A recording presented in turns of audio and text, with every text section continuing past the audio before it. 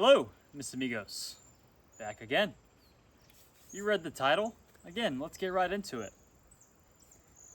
About 2 weeks ago, when I got to the place I'm staying at now, I realized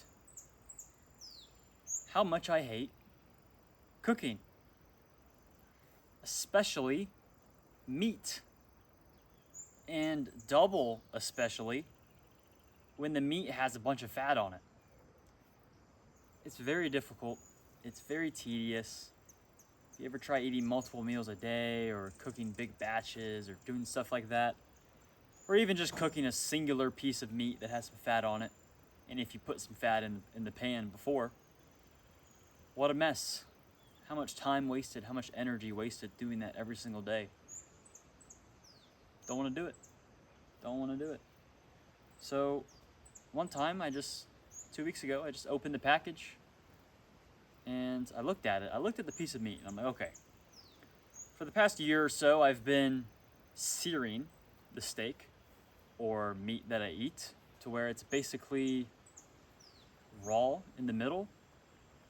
The most cooked I've ever done is probably rare. There's a difference between rare and blue rare or raw. Blue rare or raw is basically where the inside is damn near cold still, or room temperature. And then medium rare, you start getting some heat in there. And obviously, when you introduce heat like that, pretty common sense. I mean, if you're changing the color and the entire look of the meat, and we've all had a well-done burger or steak, it's not as good. Even people who are scared and believe the propaganda about raw meat or undercooked meat, they admit it tastes better. So, Brendan, when are you gonna die? How much longer are you gonna live? When are you gonna catch worms, parasites, whatever you want to say? Well, so far so good, 2 weeks in, and I'm feeling better than ever. Let me tell you, even just searing the piece of meat, I notice a difference between eating it raw and eating it seared, with digestion, and then from a scientific standpoint, probably the assimilation of nutrients and not zapping and killing all the nutrients that are in there. So I opened up this package and I looked at it and I thought to myself, we'll have to let these vehicles go by. Man, it smells pretty good.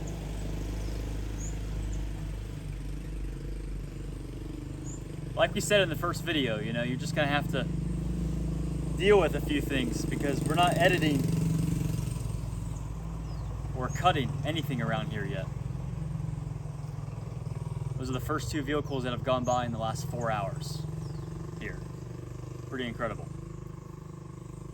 And I looked at it and I'm like, it smells pretty good. It's pretty juicy. If I just ate it right now, I wouldn't lose all the liquid, all the juice, all the goodness. And you're telling me I won't have to clean up any dishes. The only thing I use is a pair of scissors. And I'll have to make a future video and show you guys how I prepare my meals. A pair of scissors or a knife to slit open the plastic that the meat is stored in for literally, 2 days? Because I eat it fresh. I get fresh, unaged meat because I believe that's best for us. Not eating meat that's been aged for 40 days and exposed to the environment for 40 days. Probably a lot more natural and in tune with what and how we've evolved, eating it just fresh, right? We butchered the cow a couple days ago, now it's a feast. And I've been eating raw fat for a while, but eating the fat raw totally helped. When you got histamine intolerance and you got leaky gut, yeah, have some ground beef, have some rendered fat, or even have a steak that's really hot and overcooked and gets grease on the plate, you got no chance. We'll have to make a whole separate video on rendered fat versus raw fat because that's a very important video. But I believe it's the same deal. You are overcooking and you're losing fat in the pan. You're just losing nutrients. You're burning nutrients. I'm just going to eat it the way God gave it to us and use my spidey senses. It's that simple. If it looks off, if it feels off, if it smells off, my Creator gave me intuition to detect these things. And I'm pretty confident I should be able to detect these things. And we'll also have to make another video on how I'm drinking river spring water straight from it and just filling my bottles up there. There's probably worms and all the big stuff, all the big scary stuff that they tell you and that your mom and parents scream at you about, that you're gonna die one day. But what am I getting? More minerals, less chlorine, less bullshit, more real. I mean, I'll have to take you guys down to this area where I fill up water as well, some video. What a majestic place. I'll drink that water all day, every day. What other reasons have I shifted to eating raw meat and fat?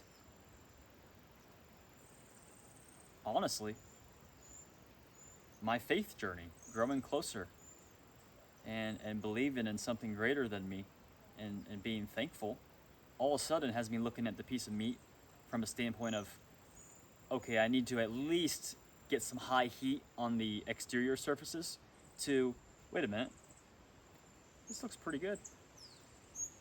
I'm just gonna eat it. Wow. Everything's better. Hallelujah. And the whole goal of living a good life is being healthy and strong enough to take on adversity. What would the adversity be in this case? Maybe a bug, maybe something got in there and gets to you, gets in your gut. Well, shouldn't we also have a strong enough gut to be able to kill that thing instantly, right when it gets in there, to where maybe we only get a little tingle of the throat or just a little stomach growling for a few minutes and it's zapped.